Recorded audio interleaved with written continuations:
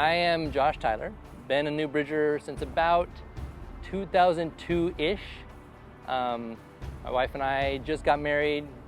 She had her church, I had my church, and we needed something, and my crazy brother-in-law had been going to this little place down in a movie theater of all places, but they served donuts, so I thought we'd give it a try and fell in love instantly.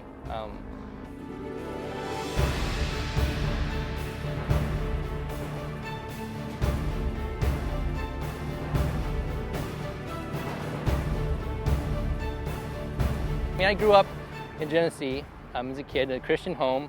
Went to the little Lutheran church in Genesee. I knew God was there.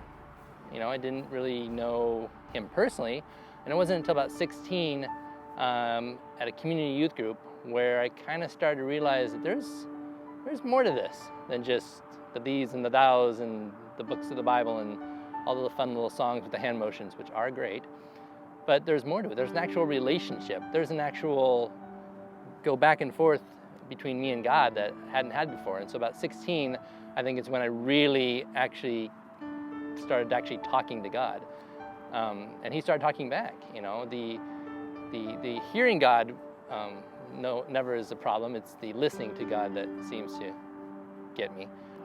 Began to get plugged into things, youth groups, leadership roles in that, and then did some Young Life. Worked with Young Life for a few years, then plugged into New Bridges. I think we had a Go Fish Sunday. It was like a 70s day and Little Rascal Day. I'm like, look at this place is awesome.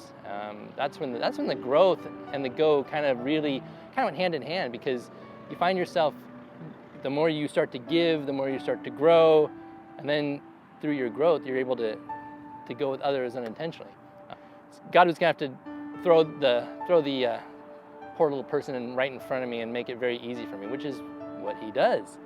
That's the thing. A misconception I had is I was waiting for this really scary moment where, thinking of a car ride. I had a friend of mine just simply turn and ask me, "So what is it with you and God and this whole God thing?"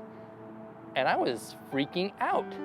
Okay. I was like, okay, I know we've had the sermons on how to witness to people, and I know there's verses, and I know do I start singing songs and try and steer with my elbows and make the hand motions? I don't know.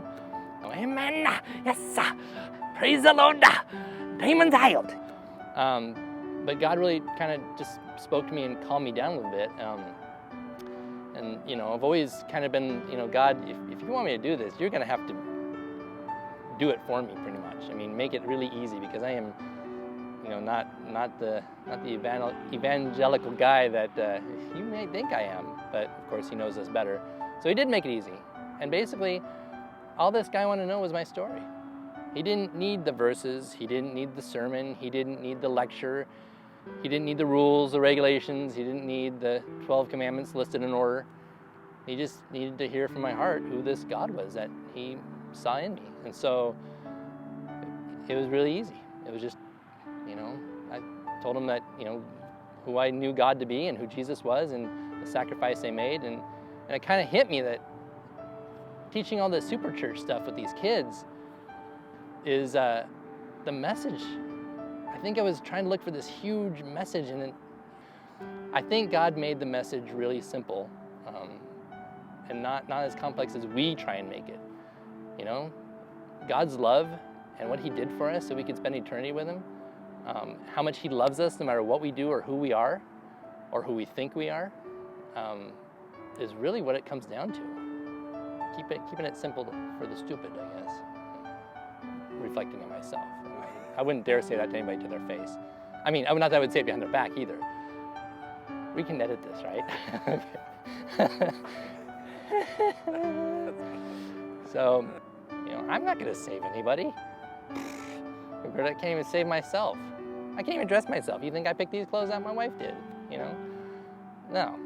God does it. For those of you who are out there thinking, man, there's this person at work or someone I see, someone in my family, someone in my own house, I really wish I could get to church. I really want to witness them, but I have no idea. It's so scary.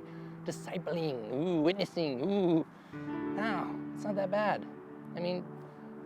First, start praying. God's the one who developed this process, so talk to Him. Ask Him how to do it. that he gives you the strength and the wisdom and the words and the timing.